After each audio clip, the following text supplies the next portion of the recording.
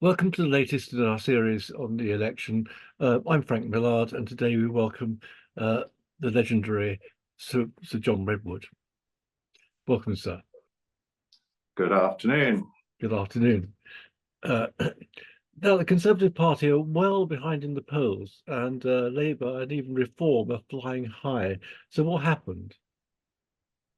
Well, we'll have to wait and see what the public want, won't we? I mean, very clearly at the moment, there are a lot of people who voted Conservative in 2019 who are critical of what the government did and didn't do over the last 5 years.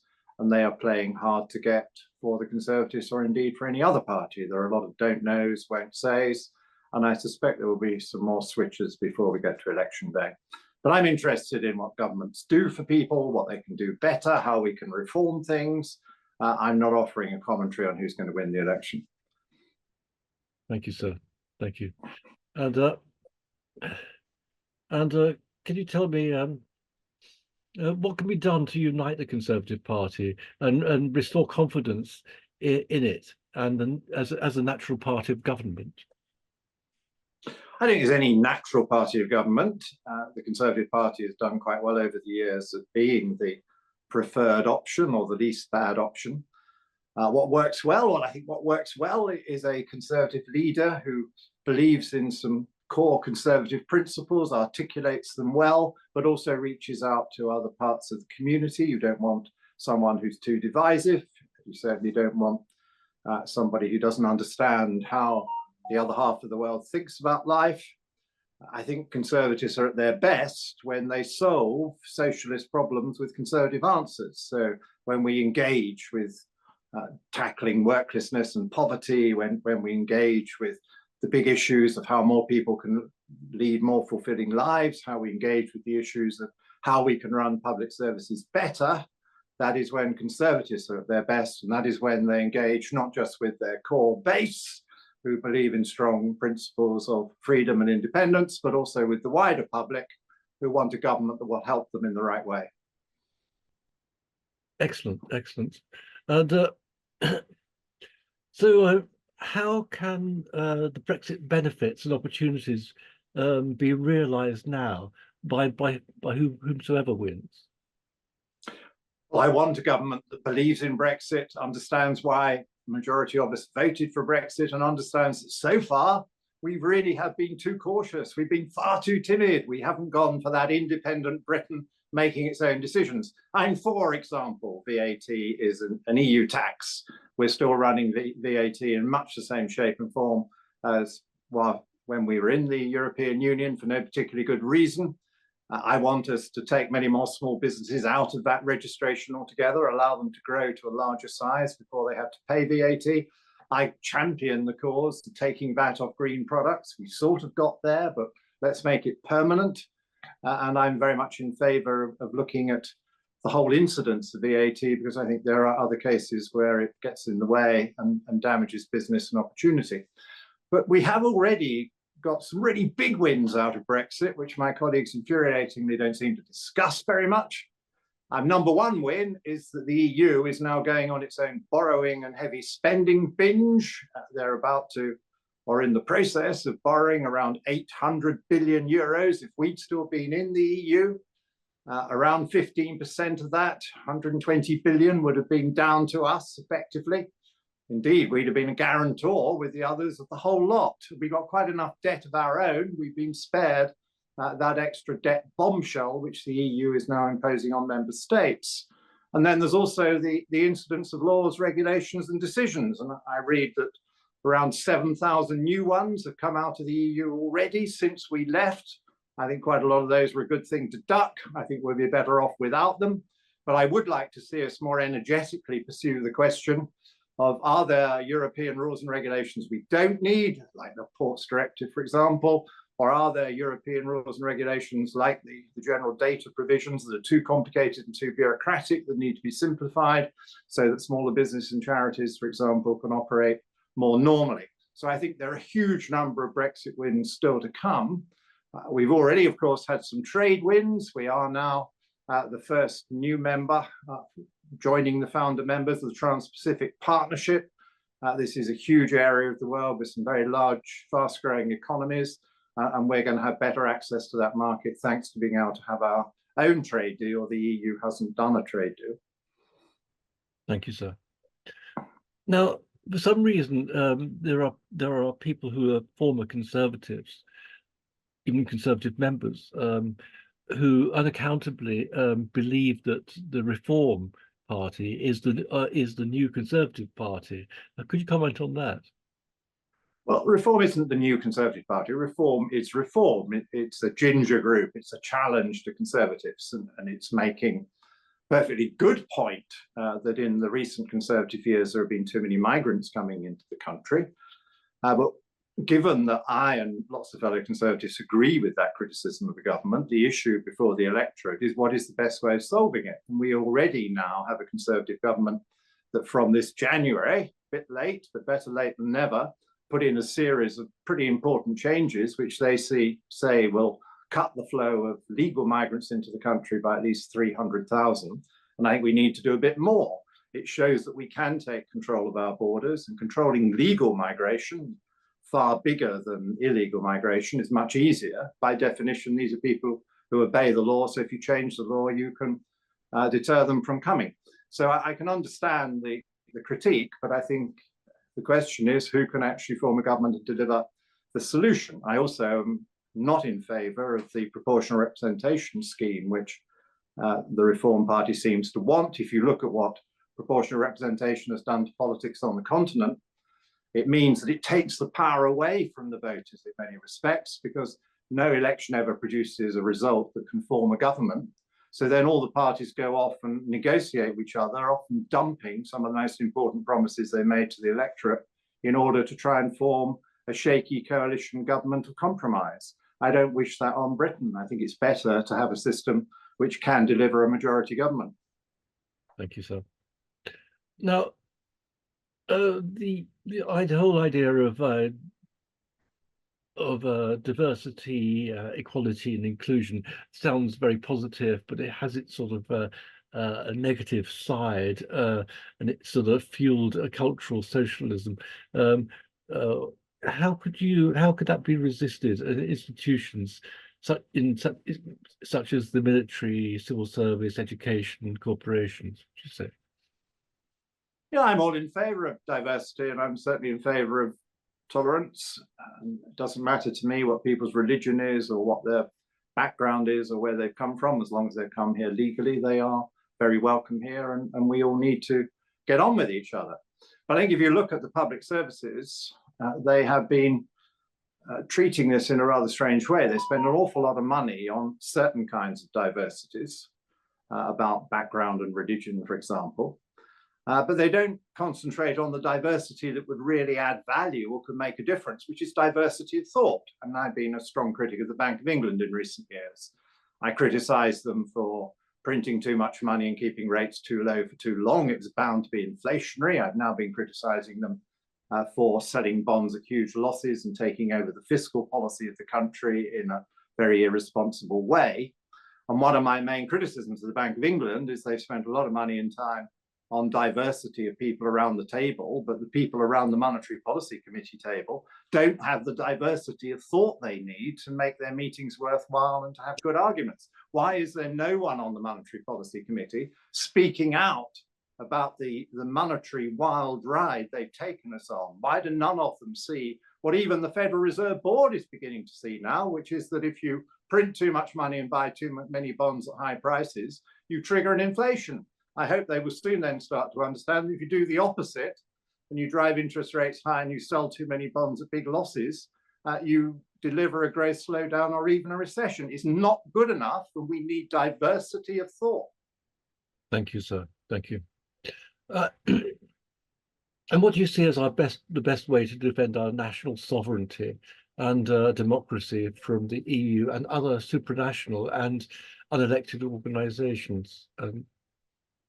Well, the only way to defend our sovereignty is the eternal vigilance of the British people. And thank heavens the British people have been more vigilant about their sovereignty than many of their elected representatives in the last couple of decades. It is the British people who told their elected representatives in no uncertain terms in 2016 that too much power had been given away to the European Union and it needed to be brought back.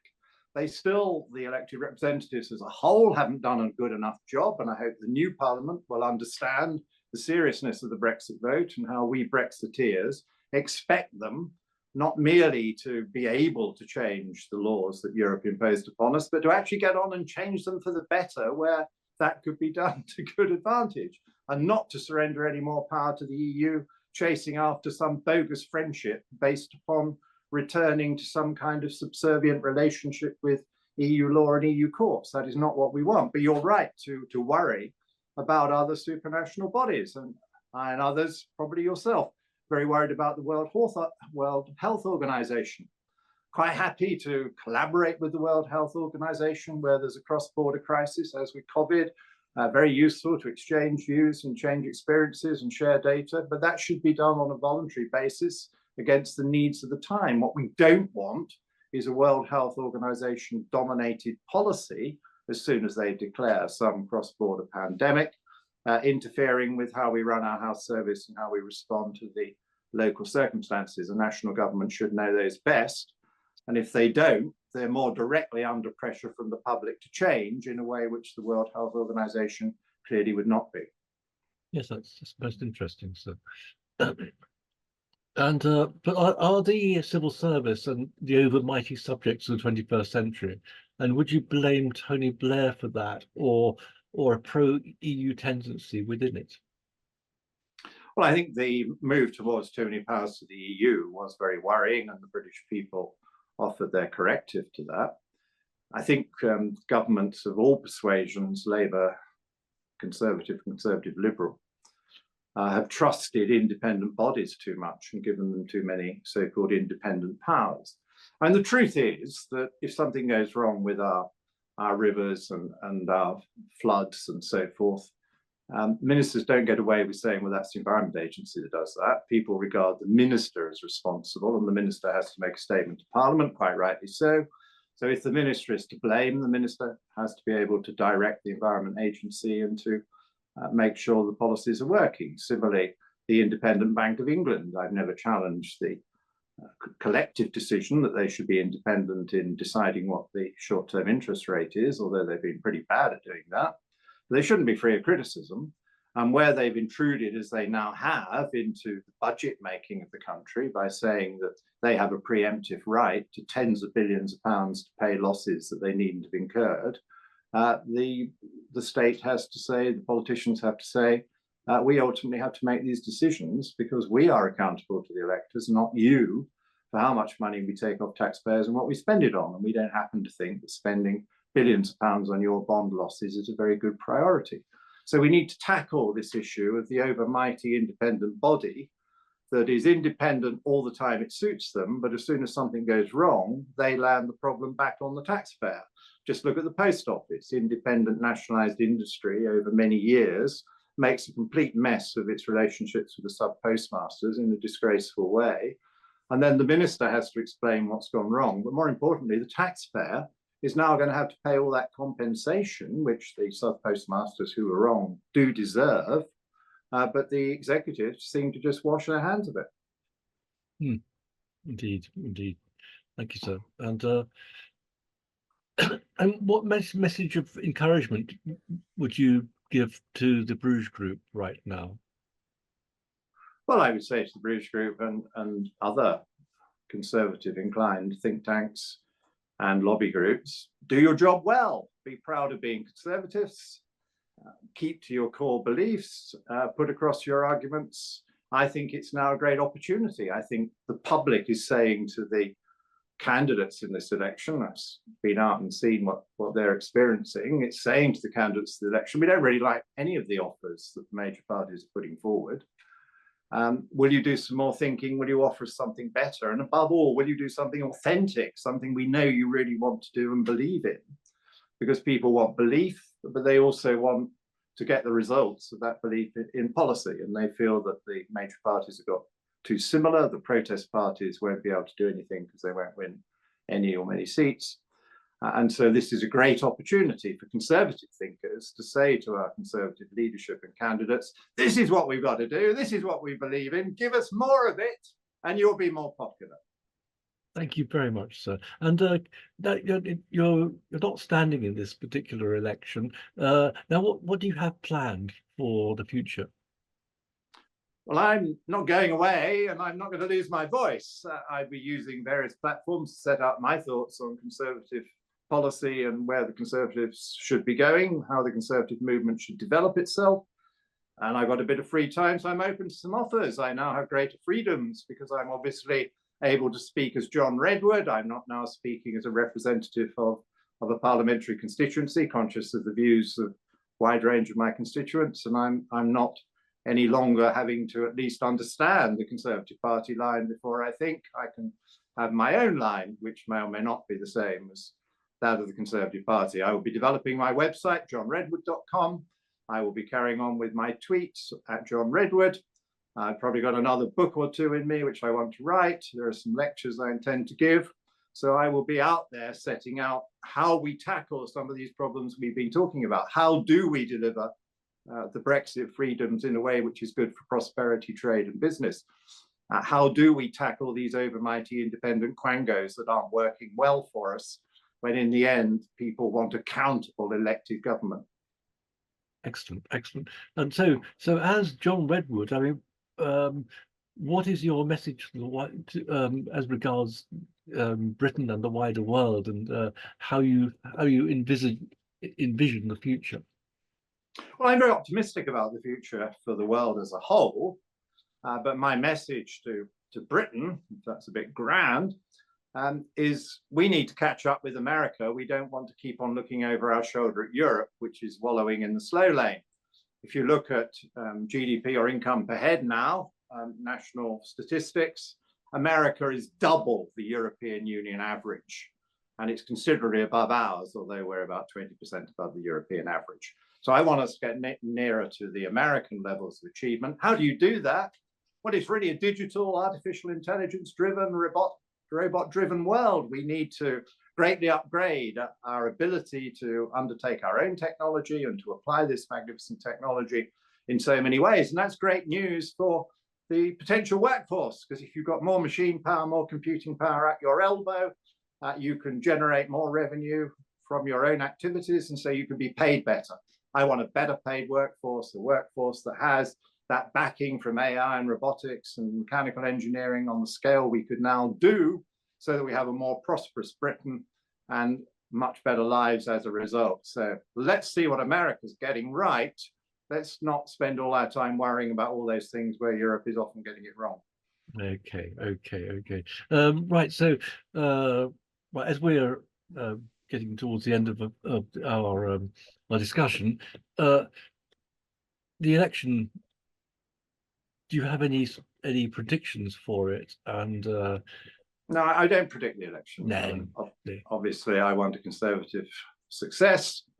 I understand there's quite a long way to go to achieve that. Let us see what happens. But it's much more important that people engage with the issues, the views.